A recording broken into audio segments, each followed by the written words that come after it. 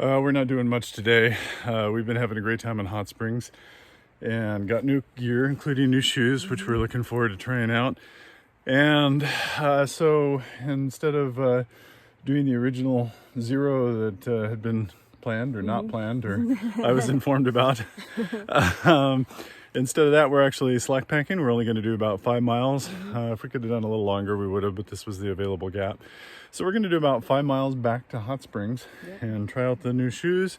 Have almost nothing in the pack, which is so nice. It's very nice. It's really nice.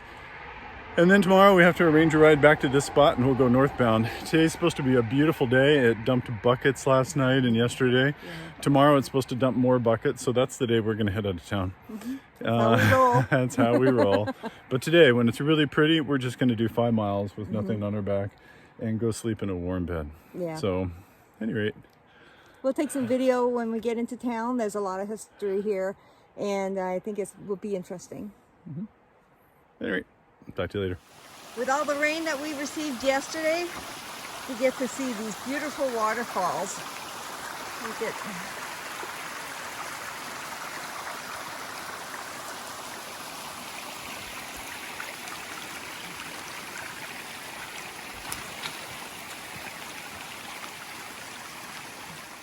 We just came down this trail and there were a couple wild daffodils right by this little stream. And then I looked over and there's a patch more. Now we're coming up to a cool little pond. I'm going to check and see if there's any like beaver or anything here. Well, the trail goes right next to this pond and it is quite lovely.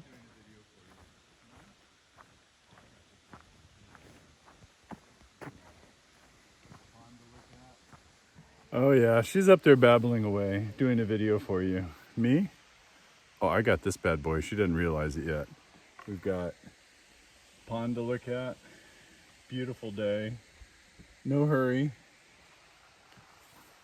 pretty wife, oh, and a bench. Now she knows. I almost had her walking up a road just a minute ago. She she didn't notice the white blazes had gone off and the road was going straight up. That was the trail. And so she was following the road instead of taking a right, and I just smiled and moved off onto the white blazes and figured if she got out of eye range, I'd yell at her. But it's so pretty here today, and I just get into my zone and look around, and next thing I know, I'm not paying attention to the blazes. Gorgeous, gorgeous. Just saw a frog splash around in the pond, and I guess this is a dammed pond from what I remember in a comment in Gut Hooks, but so maybe there we'll see some beautiful. beaver. Yeah, I don't know. I don't know if you noticed the birdhouse kind of behind her. There's that right about there. There. Yeah, there's a birdhouse somebody put up. I don't know what species they're trying to preserve or so, but it's a really nice area up in Fish Ripples. Aww. Yeah, this is a tough day. This is one of those nice ones. We ought to slack pack more often. You should. Talk to you guys later. Yep, another nice bench we had to take advantage of.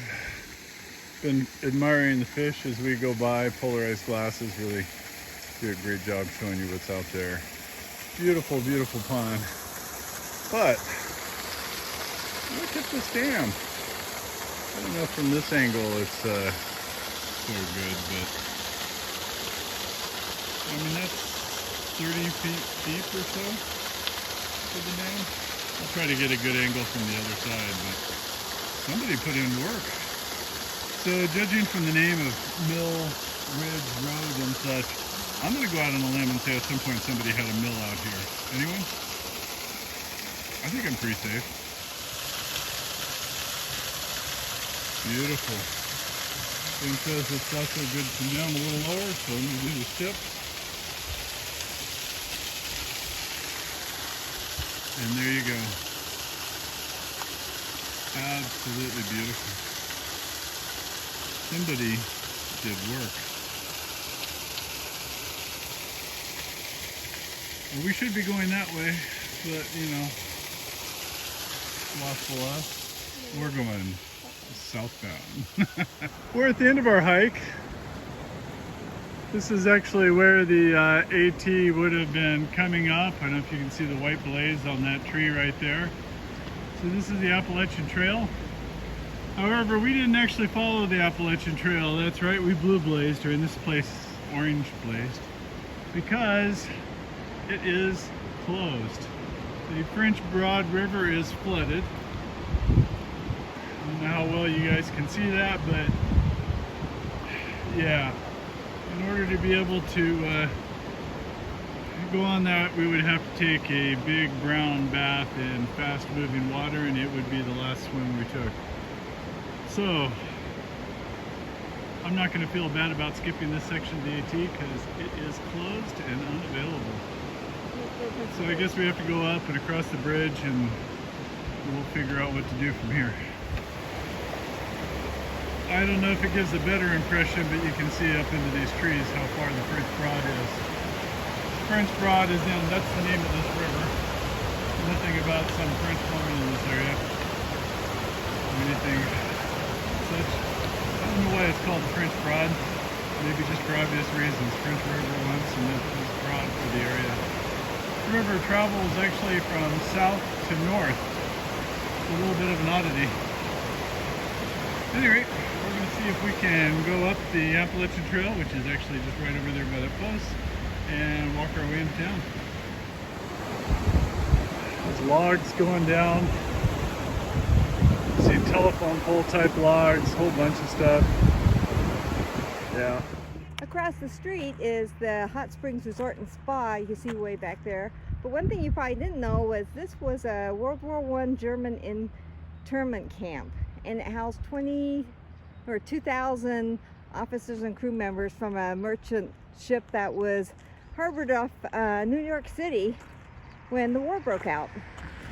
I'm not quite sure why they chose this section for the camp, but there's really nothing here to show that there was ever a camp here. Another thing about this area is it's been a health resort since the 1800s, and originally its name was Warm Springs, but some of the folks here found a spring that was so much hotter they changed the town name to Hot Springs.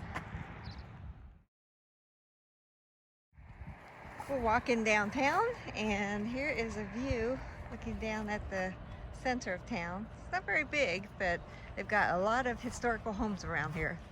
This is the Dorland Presbyterian Church, and it was organized in 1896. So it's pretty nice looking church, and they've got some beautiful stained glass windows. Let's see if I can get a shot of these.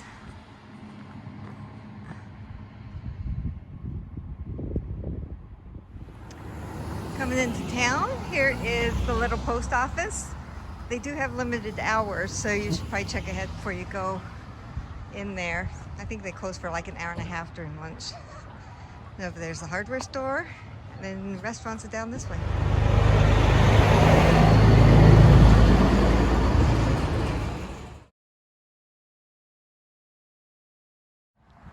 This is the lodge we stayed at for the last couple of days.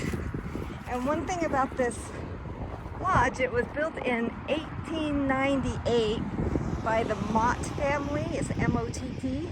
And they lived here for about 50 years. And then they sold it to the Jesuits, who were here for like a training center for their priests, and I don't know what else they did here. They were trying to establish themselves, and they were here for another 50 years.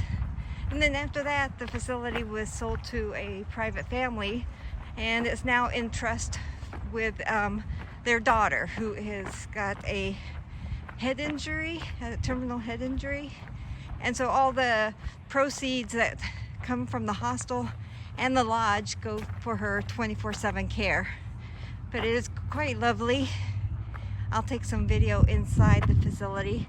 When the Jesuits arrived here, they added 2 wings and the chapel, which is over that way.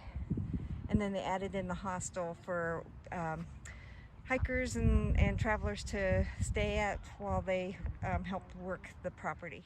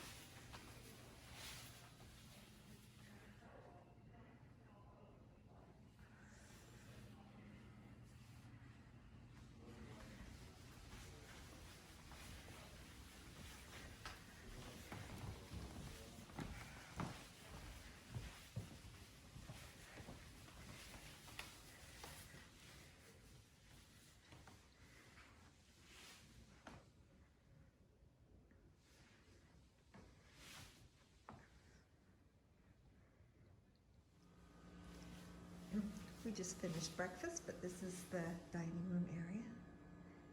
And they have a kitchen over here. And this morning we had a continental breakfast. I should have taken video before we had pack explosion, but this is our room at the lodge. And it's got a king-size bed and a little sitting area. And looks out to the mountains. I'm not sure if you can see those out there. It's so bright. Yeah, it's not gonna work.